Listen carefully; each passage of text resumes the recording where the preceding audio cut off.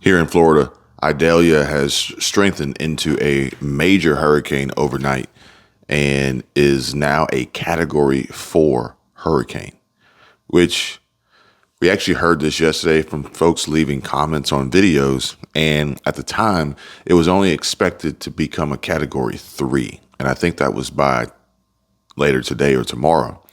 And since overnight, it has strengthened to become a Category 4 hurricane.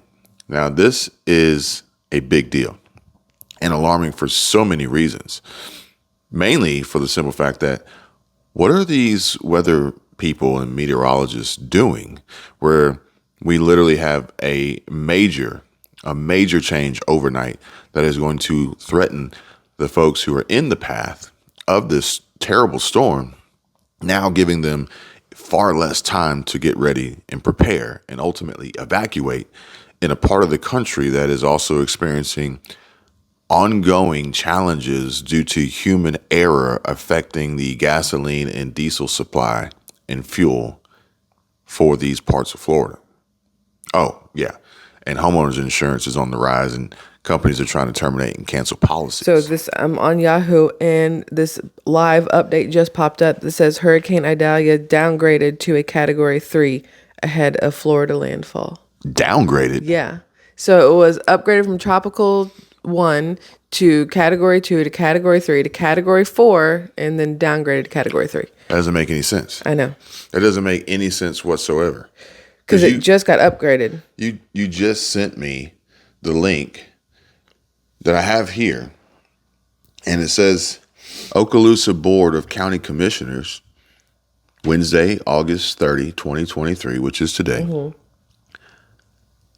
Tropical update from Okaloosa Public Safety and NWS. Overview. Idalia has strengthened into a major hurricane overnight and is now a Category 4 hurricane. Local impacts. High risk of rip currents. Deadly rip current will persist through Thursday night at local beaches. This is huge because the beach is supposed to be closed today, right? The beach itself is open, but it will be double red flags, and getting in the water will get you a $500 fine if they see you step a foot in the water. But the surfers are supposed to get in the water? Originally, before it became a Category 4, they said it would be open to the surfers because they have a different level of swimmability, I guess, and they're saying that the surfboards are used as a life raft at the same time, like something that could save people. But that was before it was upgraded to a Category 4. I mean, if you pull up the National Weather Service, it still is showing as a Category 4. Yahoo is saying it's downgraded to a Category 3, though. I guess this is why people say you can't trust Yahoo. Yeah. But the other thing is, if you are caught in a rip current, there is specific instructions on the direction in which you should swim. Mm-hmm. But it says here that high surf warning. Surf continues to quickly build to 8 to 10 feet along the coast. Aside from the marine coast impacts, additional tropical related impacts from Idalia are not anticipated for the rest of the area. Now I'm going to try to get this to a point where you guys can see this. But it shows this map here. Situation overview. Hurricane Idalia has rapidly strengthened into a major hurricane Category 4 this morning, and Idalia will continue intensifying up until making landfall this morning along the Florida Big Bend. So we can see the map here, and I don't know what the red part is. Let's see here. So the red is the most extreme severe threat, generally speaking. If you're looking at the colors between red, orange, yellow, green, red's going to be your most severe, and then orange obviously down a little bit from there, and then yellow. As far as the rip current? The rip current, yeah. Gotcha. The level of the footage, if you will. Like the purple is actually, I think, 12 to 16 feet. Red is going to be 8 to 12. And then you've got orange, which I don't know what that one is. But we're in the red, and Tampa area is actually in the purple. They're expected to get 12 to 16 foot. I didn't know that this image would be enlarger rated when I clicked on it. So now I know. What do you mean enlarger? Like it goes blurry? I was looking at the little picture, and I hovered over it, and it gave me a little finger, and I didn't know it would make it bigger. So you got to use your fingers to make it bigger. So we have increased the size of this, and you guys can see. But here's the other thing. I bet you. Let me get out of This this. is hard to see. Yeah, I think that's it for that Put one. my brightness up some.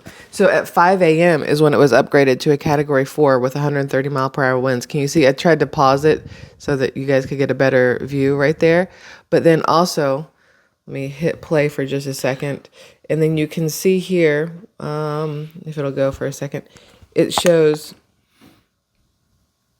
oh no, here's the footage that we were talking about. So purple is going to be your most dangerous catastrophic surge. And then red, those are all That's the Big Bend? Is that what they call Big Bend? Florida Big Bend? Is that what they're talking about? Possibly right there where it goes from bad to not as bad. I didn't know that area was considered Big Bend. And then you've got here where it shows, again, it's hard to see because I have the pause thing on it, but it should, after it makes landfall, it goes from Category 4 to like a Category 2 once it gets about 100 or so miles in. And then you can see the path that it's on afterwards. Now, what you can't see here. It's going to hit Savannah, Beaufort, or Beaufort. But it should be more of a Category 1 by that time. Category 2, Category 1. So it shouldn't be as bad.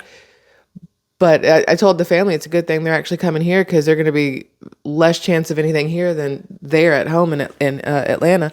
But what's happening is you've also got you can't see it on here, but you've got Hurricane Franklin right on the outskirts of that. So they're saying now that this Hurricane Idalia could make basically a circle and come back for the east coast of Florida if Franklin pushes it back the other direction. So it says here, I got this thing pulled up. Big Bend, Florida. The Big Bend of Florida, United States, is an informally named geographic region of North Florida, where the Florida Panhandle transitions to the Florida Peninsula, south and east of Tallahassee. So I didn't know that was considered Big Bend. It's where the Panhandle transitions to the Peninsula, and then they've got this map here, which I don't know if you can see or read that. The text is kind of weird. Appalachia Bay. And I don't know what the red counties are. It doesn't really say exactly. But that's essentially Big Bend. So I don't know what those counties are about. But, we do need to actually be cognizant and paying attention to the warning signs and the threats. And not to make light of anything that has happened here recently or the people in Hawaii, Maui, Lahaina, wherever. Did you know that there are over 38,000 wildfires this year? It's casting a shadow of suspicion over a string of wildfires that have undoubtedly engulfed vast stretches of the United States this year. And among these sweeping blazes, a very particular incident on the very tranquil island of Maui. In Lahaina, I apologize, I haven't been to Lahaina, so I don't know exactly how to pronounce it. But in Hawaii, it stands a testament to a much larger narrative, one that raises questions about the accidental nature of these fires. And it also hints at the possibility of meticulously orchestrated sequences of events. Some of these things just can't happen on accident. Oh, it's just a coincidence. I beg to differ. 2023, right? Here in the United States, we've been ravaged by an astonishing number of wildfires. 38,831 wildfires to be exact, right? And these ferocious fires have literally torn through over 1.9 million acres of land, leaving behind a trail of devastation and despair. Received moments ago from the National Hurricane Center, the 2 p.m. update. We want to bring you all of that information. And there's a sentence here that really popped off the screen to me. Intensification seems likely within the next 12 to 18 hours. in that time frame, Idalia is forecast to become a hurricane. You know, the wording here, whenever you have the National Hurricane Center say things cannot, like life-threatening storm surge and dangerous winds are becoming increasingly likely for portions of Florida, you know, they don't just throw those words out willy-nilly when they're starting to say life-threatening. It means that folks really need to take this very seriously. That's right. And there's just so many impacts that are going to be associated with Idalia. Just another fire, huh? Just another fire. Well, in the picturesque landscapes of Hawaii, a very perplexing saga of fire, hurricanes, and doubt is now unfolding across the lands. Now to a very unusual sight captured on camera. Japanese and local astronomers say a Chinese satellite was recently seen beaming down green lasers over the islands. This video captured atop the Subaru telescope on Mauna Kea, operated by the National Astronomical Observatory of Japan. Bryce Moore has the story. The lasers flash for just a couple seconds. Initially thought to be from a NASA altimeter satellite, the Japanese put out a correction note on Monday saying NASA scientists found a most likely candidate as the ACDL instrument by the Chinese Daki-1 AEMS satellite. I went to a University of Hawaii astronomer who read up on AEMS instruments. It's a Chinese satellite that is measuring pollutants, among other things. It has many different instruments on it, some kind of topographical mapping, or they're also used for measuring stuff in the Earth's atmosphere. I do know there have been over 38,000 wildfires this year that have burned 1.9 million acres so far, and it's only the almost end of August. And then you said that there was a wildfire yesterday, but they couldn't tell you where. It was Louisiana. No, they wouldn't say, they couldn't say how much was contained, and the reason that is Tiger Island, and the reason they can't say how much is contained is because they thought there was about 15,000 acres that were burning. Turns out it's closer to 34,000 acres now. It's destroyed numerous buildings. People were evacuated from the area on Thursday night, and the fire's pretty much gotten out of control. And then there was another one that I sent you that somebody left a comment on that was in a key. Mm-hmm. It was in a Florida key. A Florida key. And it was how many acres? 30 acres burned in Egmont Key, or Egmont. Yeah. Egmont. It's only one G. E-G-M-O-N-T. Egmont? I don't know. I feel like I'm saying egg. Egmont. I'm not quite sure, but I do know. I mean, I try to picture how big something is acreage wise, because I know the last place we lived, we had 6 acres. So I just try to take that and multiply it and figure out how big 30 acres is. I mean, I think if 30 acres is on fire, that's a big deal. I mean, it's a generous size. It's a big deal. Yeah. And you also got to take into consideration what's burning in that 30 acres. And how it can spread, you know. How did it start, the number bigger one. the fire, the harder it's going to be to contain. Obviously. So, you know, and with that being said, like I said, we need to pay attention to the warning signs. And I actually got this email that you shared with me that was sent to us. And it says, we sincerely apologize for the inconvenience caused by the alarm going off again yesterday morning. Now, some of you guys may have actually seen the video where I was recording while the alarm was going off. All right, I got to get out of here, because this alarm keeps going off,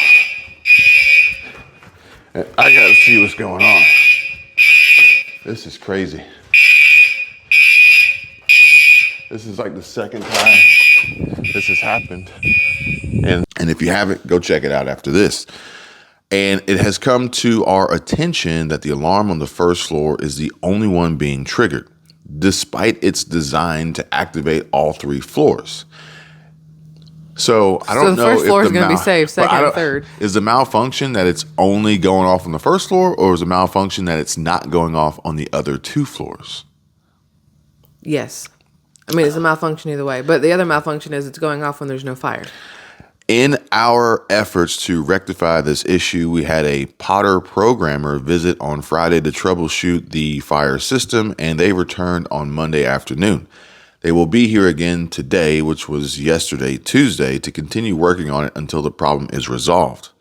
To ensure the safety of our residents, and this is where things really start, you don't want to lead off with, you got to warm people Yeah. up to this. So Yeah. I think they have some media training here. Yeah. And it says, don't That's why it look took up. so long for the email to come out, because they're like, how do we phrase this? Because Yeah. this has been going on since last Friday. week. Yeah.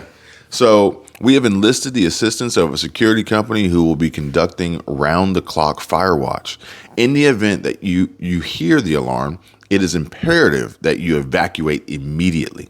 Although the alarm may not be notifying the fire department, it is still fully functional in detecting real fires. Therefore, it is important that residents continue to act as if it is an actual fire and contact 911 rather than the emergency maintenance line once safely outside building. So essentially, if you hear the alarm, even though it's not triggering all 3 floors properly, which I don't know how the 3rd floor could hear the alarm. I mean, I woke it's up faint. to it. It's very faint. It's faint. Yeah. And if you hear it, you have to assume that even though it's malfunctioning, that it's an actual fire. And then you need to evacuate, and also realize that it's not going to call 911. You need to call 911. But then my question is, does it ever call 911? Is that because the way they phrase it, I don't know if that's an always it doesn't notify them, or right now it's not notifying them. But then also I don't want to be the person who at 3:00 in the morning when it malfunctions and goes out, I call the fire department, they show up for nothing, and there's an actual fire that they don't make it to. Regarding also the fire doors in the hallways, they are remaining closed throughout the building, and we regret to inform you that the door magnets we require are currently on back order and are not expected to arrive until next month. So, supply chain issues yet again. Mm-hmm. But those rearing fire their doors, ugly heads. those fire doors being closed are actually its own safety hazard when there's not an actual fire. Well, it limits egress. Mm-hmm. Now granted, it's designed to contain, mm-hmm. but it also limits egress. So, therefore, it is important that, I'm sorry, I got on the wrong paragraph. We understand the importance of having a fully operational fire system, and we share your desire to minimize any disruptions to your sleep or daily activities. We would like to express our gratitude for your support and understanding while we continue to strive towards a resolution to this problem. Rest assured, the team is fully committed to resolving these issues promptly and efficiently, prioritizing the safety and well-being of our residents. Have a wonderful day. Which is their PR way of saying, hey, listen, I'm pretty sure we're out of code, out of breaking the law here, putting your safety at risk. But if we say it nicely, maybe you won't realize that this could be a very, very bad thing that maybe very, that could get them fined, which we don't want them fined because then our rent goes up. Yeah. So, honestly, today I'm going to go to Walmart. I got a few stops now. I'm thinking, I was about to say, I want to go to Walmart because I want to pick up some of these fire blankets. I want to get these fire blankets. You seen the fire blankets? I have actually seen those, and I do know that they're out of them at Home Depot. Out of them at Home Depot? Uh-huh. Huh. Okay, well, we need to go to Walmart. We need to go to Target. We need to go to Lowe's. I was about to say. And we need to go to Home Depot. We may need to go to to Home hit Depot up and the see if they got Panama any City back. one. Yeah. So that's one. Uh-huh. Two, I want to go to the beach. Mm-hmm. I want to see what the current looks like. I want to see what the water looks like. You know which beach we have to go to? Because I know that we know that we got to go down aren't. to. We got to go that way. You got to go closer to where. No, you're saying east. Yeah, we got to go east. Okay, got you. So we need to go east, maybe Panama City Beach. Got to be closer to Florida Big Bend. Mm-hmm. And there's Home Depot, Lowe's, and Walmart there, so you have 3 closer. I want to see. Okay, then we can go to Pier Park too while we're at it. I want to see. The kid's going to try to get a henna tattoo when we go over there. She's been asking for. Oh, she's going to school, so she. Yeah, she has to go to school. We won't tell so her. We'll drop her I feel off like today's Saturday or something. I know. So, but I want to see what the flag situation is. Mm-hmm. I want to see what the lifeguard situation is. And I want to see what the people situation is. Maybe we can even ask some questions on the people on the beach. Are y'all aware of the current situation or the possible? No pun intended. The current situation. You get it? But I want to see what it's like. I want to see how many people are like jumping into the water, throwing caution to the wind. Mm-hmm. I actually got a Facebook message this morning from a guy that I went to high school with. Him and his wife lived in Bradenton. I think Bradenton's the right place for like the last decade. And so the last hurricane that came through, they got hit by it, and I didn't realize that. He sent a message. He says, "Hey, you and your family be safe during this hurricane." I was like, "Well, you guys too. You're like in the path." And he was like, "No. After the last one, we weren't staying. We moved back to Athens area, whatever." And I was like, "Well, that's pretty smart to sit through 2 hurricanes." Yeah. Back So to back? we talked to Chris. We talked to Chris yesterday, and he's in Boynton Beach, but he says he's like 30 minutes inland or 30 miles, which maybe is roughly the same depending on traffic. And he said that he wasn't super concerned about it because he's so far inland. But I guess, some people have been through these before and they kind of like, no. And they're not so much phased, which then is kind of hard because the news continues to give you conflicting stories on the severity, the intensity, the category, the wind speed, all these things. Yeah. Which, maybe is by design. It's like, hey, can you up it to a category 4? We need to increase sales at Home Depot and Kroger and Publix. Well, you got to think if it's 129 mile per hour winds and 130 takes it to a category 4, they're going to be like, we'll just fudge it a smidge. It's 129.495. Close enough. Oh, round that up to 130. And that's actually kind of like Whistling Diesel, who got cited on the lake in Tennessee because the DNR or whoever was out there, code enforcement, eyeballed him within however many yards of violating this law of splashing people from however far away he was. Yeah, I'm pretty sure that eyeballed is what helped him get out of everything because there's no fact there. I also think the fact that when he showed up for court, he had 1 million subscribers. Yeah. Which is a fraction of his, like, standing outside the courthouse. Like, he had more people standing outside the courthouse than were the resident population of the town. Yeah. Like, they probably had no clue who this guy was when they cited him to begin with. Well, I mean, or maybe they did, complained about getting splashed while they were on the water. Or maybe they did, and they targeted him like, oh, we know we can get something out of him, which ultimately they tried to do. They tried to extort him. Yes. They try to You're extort telling him. Me the government and they tried the police tried to extort somebody? They tried to extort a multi-millionaire YouTuber who literally gives 0 Fs about anything. 0. They picked the wrong one. Yeah. They picked, like, he will literally say anything he wants. He'll be like, I guess we're going to jail for a year. I mean, it is what it is. Man. I got enough YouTube stuff set up. They can He figure is it out. ridiculous. He is hilarious, but honestly, like, he just like went up a notch when I watched that video when he came outside the courthouse and everything that he said. Yeah. Despite him still trying to be funny about it. Like, no. Yeah. But either way, we're gonna go do some recon today. We're gonna put some boots on the ground. We're gonna put some sand in the toes. We're gonna get out here.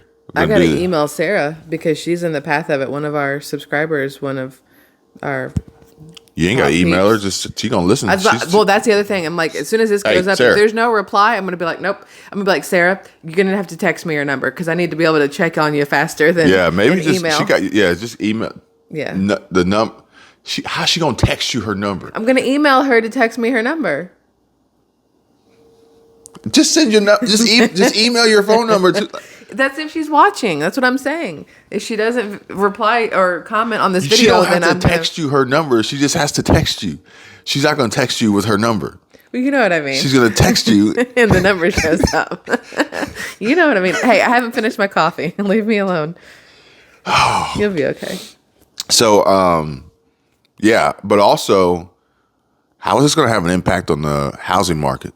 Potentially the real estate market here in Florida, specifically the Panhandle, and let's just say from Navarre all the way to, or maybe even Perdido Key, all the way to Panama City Beach.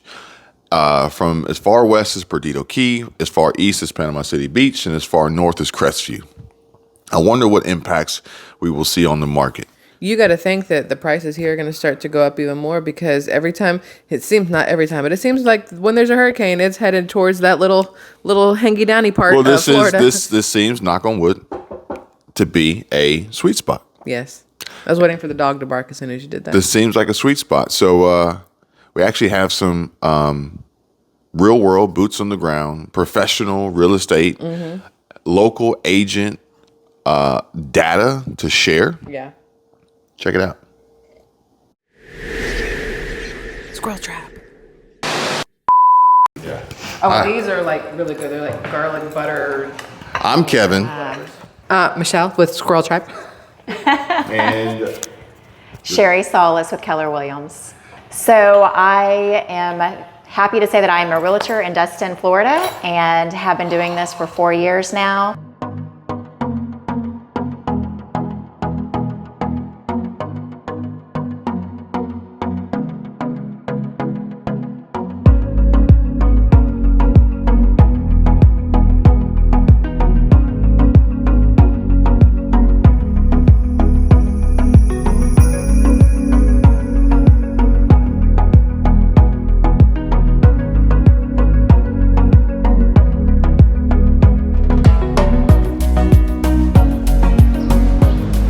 welcome back to the channel. And I'm super excited to be here today. You can contact me at 325-513-9897 or sherriesalas@kw.com. So, and again, with the assumable loans, you know, again, I'm not a lender, but I will tell you the problem that I run into for assumable loans with my clients is usually the people don't owe very much on their loan anymore. Let's just say it's $400,000 that you're buying the property for. Yeah, so if they only owe $200,000 on their loan, you're talking $200,000 difference. So do you have the cash to bring that to the table now? Yeah. Or who's gonna do another loan for you? And a lot of banks don't wanna do that. They don't wanna be second place. You know, that's gonna be helpful for all these people who are looking into that. But you know, for me, I'm like, you really need to find something and get your own financing. That's going to be your best option. Get your own financing. And whether you buy down the rate, you do a 5-year ARM.